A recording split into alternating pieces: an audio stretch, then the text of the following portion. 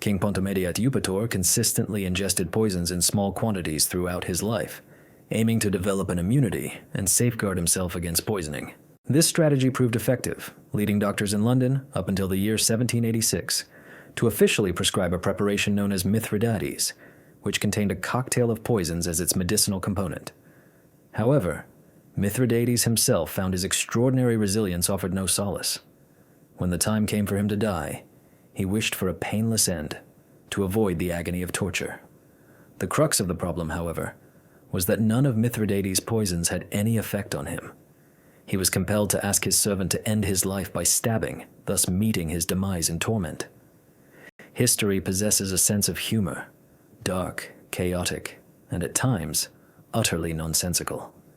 Yet, on occasion, humanity itself surpasses even this, not through genius or elegance, but through sheer absurdity, which frequently births foolish, asinine, and inexplicable events that, nevertheless, shape the entirety of human history. And as you may have surmised, over the next few minutes, we will delve into precisely such occurrences: the loss of national independence due to con artists, taxes levied on bricks, and much more awaits you immediately after you like this video and leave a comment supporting the channel. We shall commence, naturally, with taxation. It is well known that attempts are made to tax even inanimate objects, but sometimes memes manifest into reality. For in the year 1696 in England, then the most powerful nation of its era, a tax was imposed on windows, compelling people to pay based on the number of windows in their homes. The rationale behind this peculiar decision was partially rooted in the fact that Europe was actively debating the concept of income tax during those years. The feudal system had seemingly moved beyond Charlemagne's tithe, and lords had also settled down, but the state still required revenue. Thus, the idea of an income tax, familiar to us today, emerged. However, people at the time were simpler, and to put it mildly, they disliked the concept. The working class criticized this approach, arguing that income tax entailed disclosing personal financial information and represented an unacceptable intrusion by the state into the personal freedoms of citizens. Yes, indeed. In the distant 15th century, people were prepared to defend their personal freedoms at any cost, a notion that might seem peculiar from our modern perspective. King William II devised an ingenious solution. There would be no income tax, but there would be a window tax. The underlying principle was that the more windows one possessed, the wealthier they were presumed to be, and therefore, more taxes could be collected without explicitly revealing income. Officials found this concept so appealing that a similar tax was swiftly implemented in France. It is hardly surprising that this led to absurdity. People grumbled and proceeded to brick up the windows in their homes. A grand estate with 20 windows might have incurred a tax of 8 shillings. Following the tax, it was reduced to a mere hovel with 9 windows, subject to a tax of only 2 shillings. However, this revelation brought 2 nuances to light. The first, and less severe, is that many ancient and architecturally beautiful homes still bear the unsightly appearance of boarded-up windows. The second, and more critical, was that the lack of ventilation and sunlight led to widespread illness. The impoverished populace extensively sealed their windows, and their dark, stuffy living spaces became breeding grounds for outbreaks of typhus, cholera, and dysentery. Only heaven knows how many lives were claimed by the window tax, yet it persisted for nearly 100 years before it was finally recognized as a threat to public safety. Subsequently, a tax on bricks was introduced, leading people to enlarge their bricks. Fortunately, however, this did not result in catastrophic consequences. A roughly similar situation unfolded with our subsequent guest, with the key difference being that the repercussions were even more severe. This event even acquired its own definition: the Cobra effect. This occurs when an attempt to solve a problem inadvertently exacerbates it. The incident also took place within the British Empire, but this time in India. As is widely known, India is home to numerous snakes and other venomous creatures that greatly troubled the British gentlemen. Consequently, in the early 20th century, they introduced a bounty for the heads of cobras.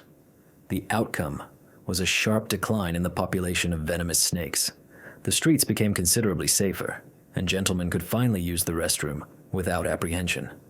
But then, ingenuity intervened. Shrewd Indians realized that the cobra population had dwindled, and actively hunting them down was a considerable undertaking.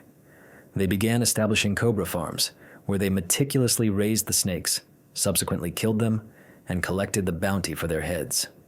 This business flourished, but as it expanded, it created new challenges. People abandoned their farms.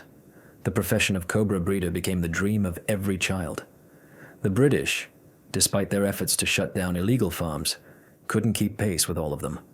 In the end, they made a remarkable decision to completely abolish the bounty for cobra heads. Following this, can you guess what transpired?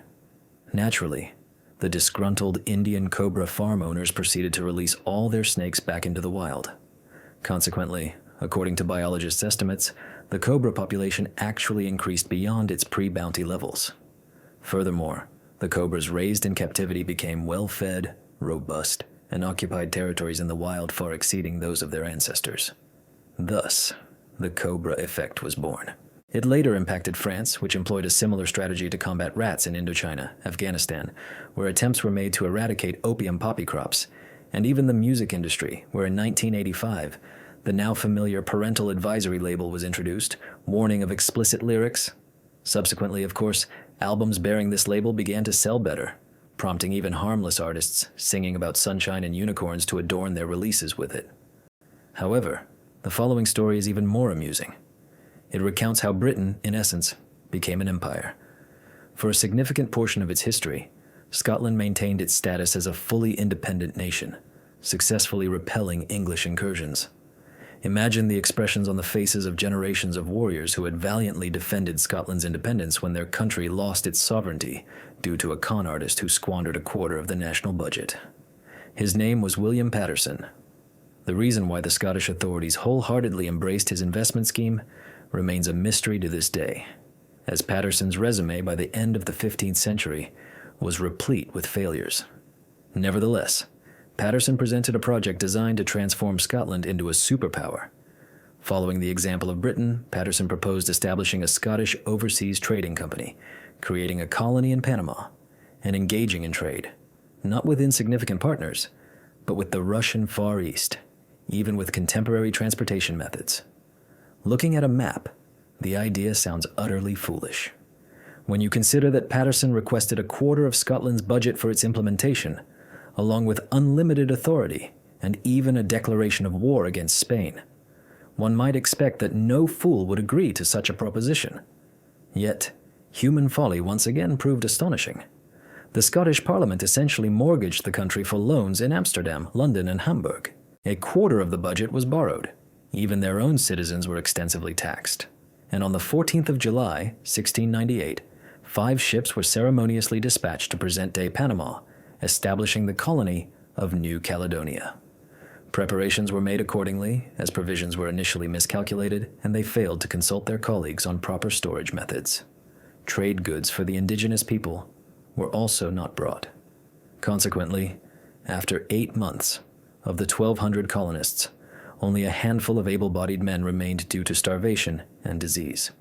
However, as William Paterson reportedly said, the first pancake is lumpy, and he requested further funding, which led to the establishment of a second expedition on the 30th of November, 1699. With no better idea than to engage in conflict with Spain in Panama, a war that was decisively lost, the colonists once again perished, and Scotland was left without its colony and burdened with immense debt. Thus, Scotland joined Great Britain in 1707, primarily to settle the debts incurred by this misadventure. But you recall that history possesses a sense of humor, don't you? The tables turned, and now they were bankrupted by the English. This occurred in 1820, when a once renowned but unscrupulous individual named Gregor MacGregor decided to seek personal gain. A veteran of the Napoleonic Wars, who served in South America under the command of the great Simón Bolívar, a scion of a noble family, and a genuinely charming individual, MacGregor had indeed accomplished much good in his life. Problems arose when MacGregor decided to monetize his reputation. The con artist executed his scheme with cunning. Having briefly visited the Mosquito Coast in modern-day Honduras, MacGregor, upon arriving in Europe, declared that he had established a nation there called Poyais. He claimed to have resolved matters with the local indigenous people, acquired territory, and that a European city, St. Joseph, now stood there, replete with golden rivers, fertile lands, and abundant resources. In London, the story was readily believed, as new states in the New World were burgeoning like mushrooms at the time. Moreover, MacGregor approached the matter systematically, establishing an official embassy in Europe and publishing an atlas of his nation, along with non-existent textbooks. Naturally, the primary objective was to sell land in Poyais, but not only that. For a substantial sum, one could also acquire passports, titles, and even positions within the government of Poyais. Naturally, payment was required up front. Consequently, even the British government invested in MacGregor, and in today's currency, he amassed nearly $1 billion.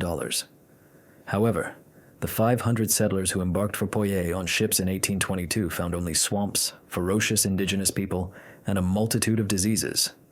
The outcome was the demise of the colony, and MacGregor fled to France, where, with a drum roll, he swindled another 250 wealthy Frenchmen using the exact same scheme, thus impacting that country's treasury. Once again, settlers were sent to nowhere. MacGregor absconded back to London, where, thanks to his ill-gotten gains, he comfortably bribed witnesses and served a mere 4 weeks in prison for his escapades. He was subsequently acquitted of all charges, returned to Venezuela, and lived out the remainder of his days, buried with honors in the Caracas Cathedral. To this day, MacGregor is regarded as one of history's most notorious con artists. Our next subject, however, holds the distinction of having sold the Eiffel Tower twice. His name was Victor Lustig, and as the saying goes, nothing foreshadowed his future. A well-educated young man from Bohemia, born in 1890, Lustig was fluent in 5 languages from childhood. He received good grades, favorable reviews from his teachers, and had a promising career ahead of him. However, Victor chose a different path.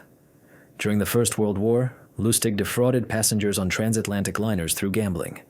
Later, he sold devices purported to print money. And then, he set his sights on the jewel in his collection. Upon arriving in Paris in 1925, Victor read a newspaper article, and using it, earned $1 million. The article discussed a rumor about the possible demolition of the Eiffel Tower due to high maintenance costs. Naturally, this rumor bore no resemblance to reality, but this was not the case for businessman André Poisson, whom Victor, posing as a French minister, approached at a private auction with an offer to buy the Eiffel Tower. Victor Lustig, of course, was not a minister, but he acted with such conviction that Poisson parted with his hard-earned money. Furthermore, he refrained from reporting the incident to the police, ashamed of his ignorance and the potential gossip that might ensue. Buoyed by his success, Victor managed to sell the Eiffel Tower to another businessman in precisely the same manner. However, at the last moment, the victim became suspicious, and the money was not obtained. Thus, not all hope is lost regarding human gullibility. Perhaps evolution will eventually transform us into beings who do not mar history with their foolish antics. In the meantime, while evolution takes its course, we are prepared to continue this segment and release even more similar stories. Do you wish to see them? Then let us know in the comments. That's all from us for now. Until next time, friends.